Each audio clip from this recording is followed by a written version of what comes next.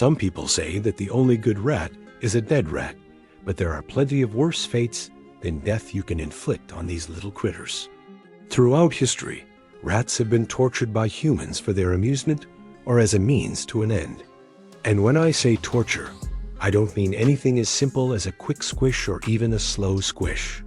Oh no, some of the most inventive ways we've come up with to torture rats are so disturbing they could make your skin crawl. So join me today as we learn all about rat torture in history, the ancient origins of a nightmare. Ancient Egypt, c. 3000 BC. Rats were not native to Egypt, but over time, they made their way into the country. It wasn't long before they became pests, stealing food and living inside the homes of the Egyptians. This caused problems for the Egyptians since they had a very strict code of cleanliness.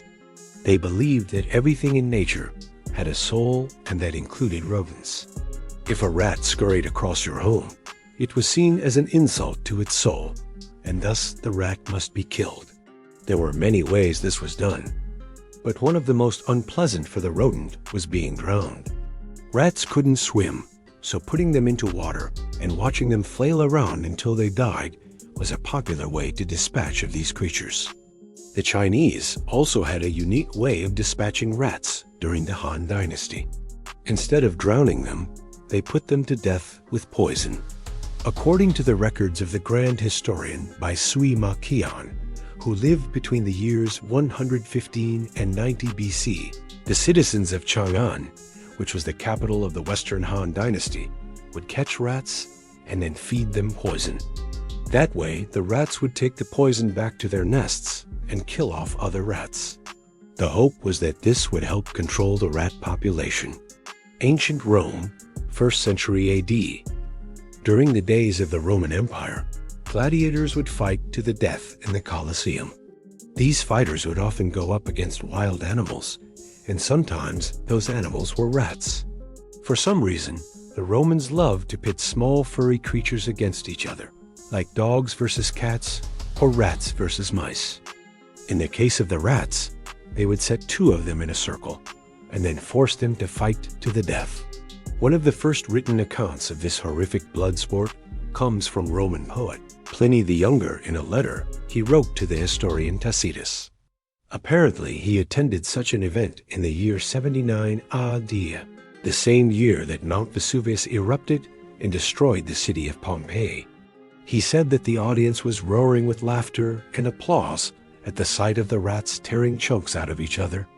To quote him directly, there was a ludicrous spectacle of two pairs of rats fighting in a confined space to the intense excitement of the populace. Another favorite pastime of the Romans was to trap rats in boxes or barrels and then roll them down hills. This was especially popular in the days leading up to the Lupercal Cave Festival. It was celebrated in ancient Rome every February in honor of the she-wolf that supposedly nursed Romulus and Remus after they were abandoned as babies. This festival was a bit raunchy for the ancient Romans. The men would dress up as hairy savages and chase women through the streets while they tried to cover them with flour. The women would try to avoid being covered in flour as much as possible, because if they were, they would have to sleep with one of the men. So yeah, it was kind of like a big festival of sexual harassment. Anyway, the men would release rats into these boxes and then roll them along the streets during the celebrations. You can only imagine what happened to those poor little rats. Ancient China, 8th century AD, rats were used as a form of torture during the Tang Dynasty. It was common for rats to be tied to people's clothing or hair and then set loose. That way, the rodent would bite the person over and over again, causing them pain. But sometimes the rats were trained to do more than just bite. A text called the Shui Huan, which dates back to the Song Dynasty, tells the story of a man named Li Shiji. Li was a local magistrate who became the victim of a vicious rat attack. He had a gang of vicious rats set upon him while he was sleeping, and they cut off his balls and placed them in his mouth. While this story may be apocryphal, it shows how the Chinese viewed rats at the time. They were dirty and vicious animals that should be avoided at all costs. Medieval Europe, 1346. The Black Death swept across Eurasia and North Africa, killing millions of people in its wake. Some historians believe that rats played a role in spreading the disease. The plague bacteria was most commonly transmitted through fleas. And where did these fleas live? On rats. Medieval people didn't understand the scientific reasons behind the spread of the plague, but they did see that rats were everywhere when people got sick. So it was easy to blame them. The townspeople took out their anger on the rodents. People would grab rats by the tail and drop them into vats of boiling oil. They would also roast them over fires and use them as targets for their bows and arrows. Ancient Greece, 5th century BC. The ancient Greeks liked to keep things classy. So instead of simply killing rats, they preferred to torture them mentally. They did this by throwing them into the sea and then tying a stone to their tails. That way, the rat could never escape to shore. The rat would eventually become exhausted and drown. But before that, it would spend hours thrashing around in the water, desperately trying to free itself. The Greeks took pleasure in watching these poor creatures struggle to free themselves, knowing full well they were doomed to fail. Ancient Rome, 1st century A.D. If you ever find yourself in ancient Rome, you might want to watch your step, because you never know when you re-gone now step on a rat. And if you do, it just might be the last thing you ever do. See, the Roman Emperor Nero was obsessed with rats. And not in a good way either. He chained them to chariots like horses and whipped them as they pulled him around. He would host feasts inviting 8 men of only one type, bald, short, or fat. Then he would unleash rats into the audience and watch with amusement as the men panicked and fell victim to the poisonous bites of the rodents. Ancient Greece, 2nd century BC. Another gruesome rat-based torture method involved using trained hunting rats. These rats would be taught to bite people's nipples. It was a horrifying experience for the victim, who had no control over whether or not they would be targeted by the vicious rodents. The only thing they could do was scream in agony as the rats tore at their flesh.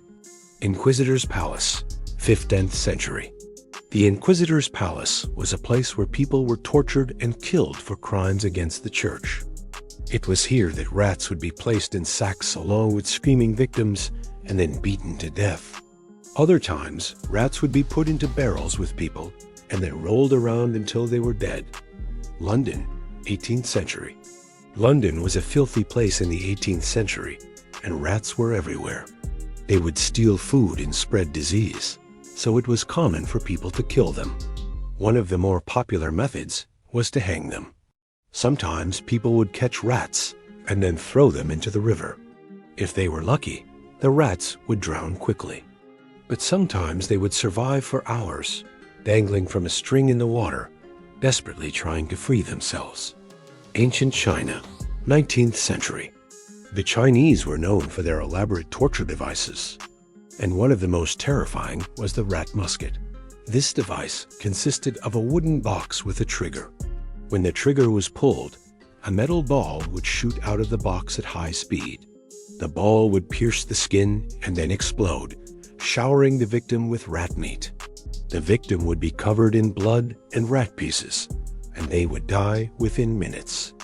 Ancient Rome, 1st century AD. The Romans had a twisted sense of humor, and one of their favorite jokes was to tie rats to chariots, like horses, and whip them as they pulled the chariots around. They would also make rats wear tiny hats and then parade them around the streets. They thought it was hilarious to make fun of the rats and assert dominance over them. So there you have it, just a small sampling of the many ways that rats have been tortured throughout history. From being drowned in ancient Egypt to being blown to bits with a rat musket in ancient China, these poor creatures have suffered at the hands of humans for thousands of years.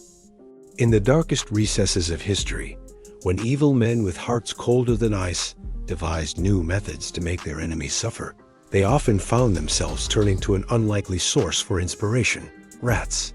But these weren't your ordinary vermin. They were living weapons, instruments of torture and terror, whose sinister purpose was whispered in hushed tones. Welcome to our channel, and today let's find out how rats became living weapons. Method 1.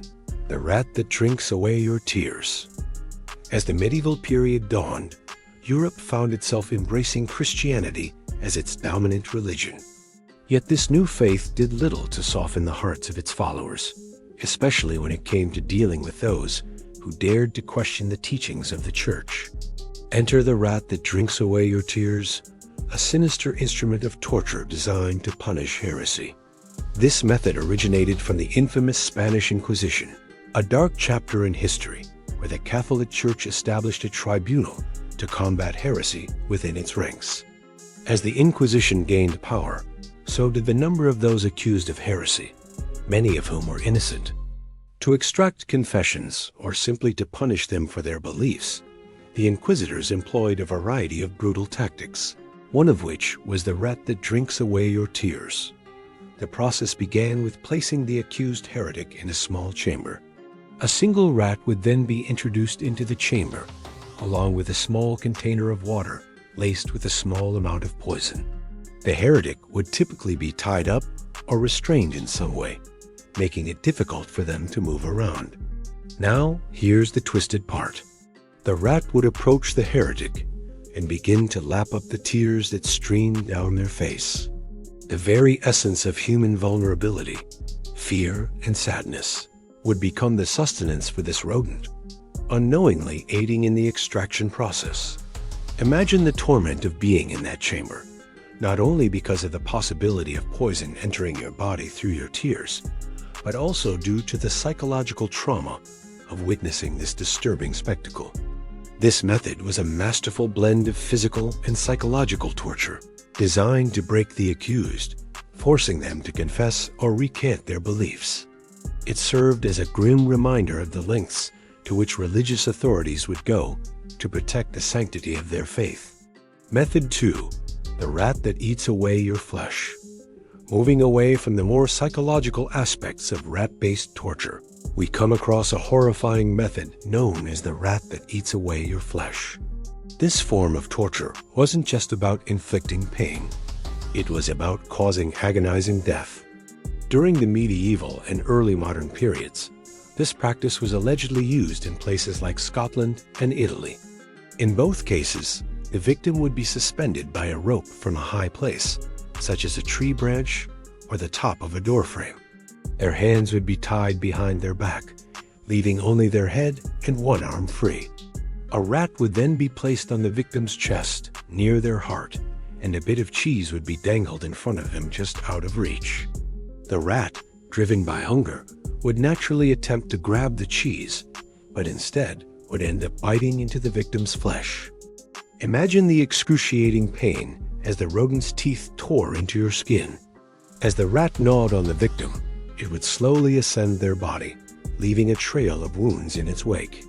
Eventually, if the victim were not cut down before that time, the rat would crawl into their mouth and devour their tongue, bringing a gruesome end to their suffering.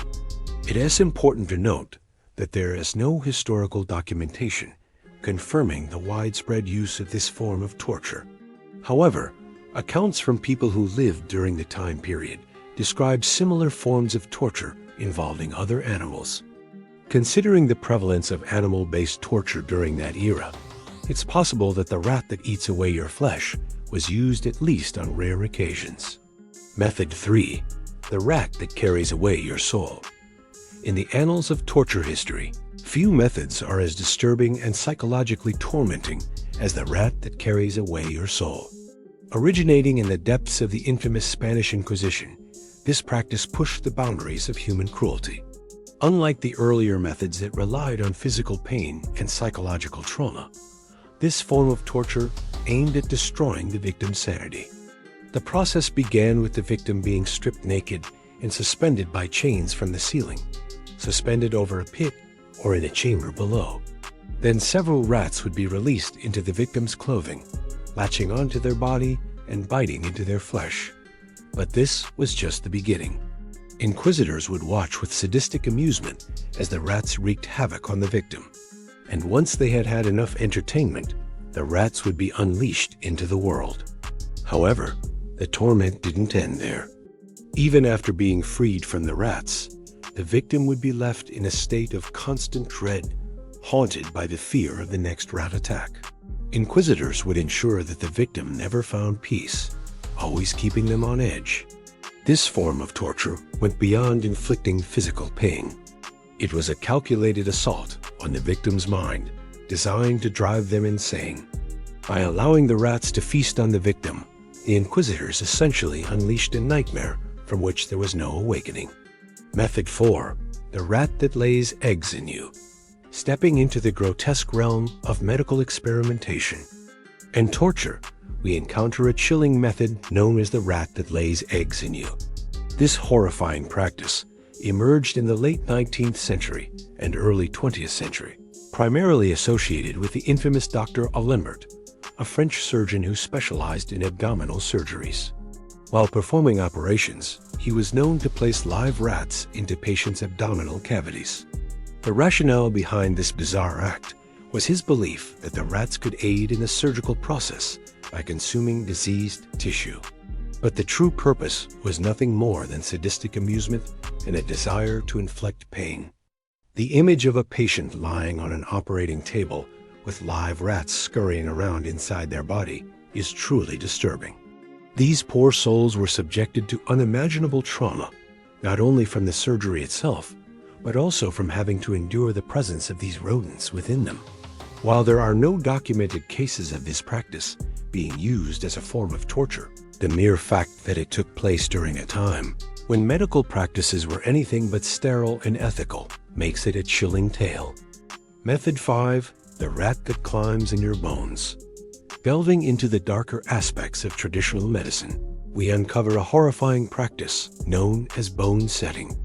This method of treating fractures and dislocations was used throughout history, but it was during the 16th and 17th centuries in England that it took on a sinister twist.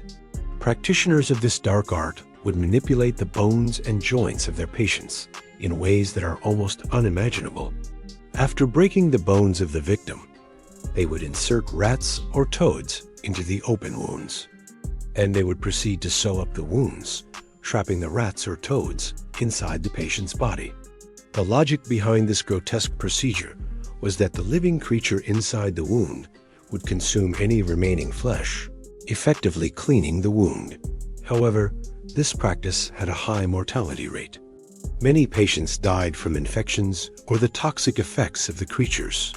But this form of treatment was not entirely abandoned until the late 18th century, showcasing a disturbing chapter in the history of medicine, where the line between healing and harming was blurred. Method 6. The rat that attacks your eyes. Amidst the horrifying landscape of torture methods, the rat that attacks your eyes emerges as a particularly sinister and terrifying ordeal.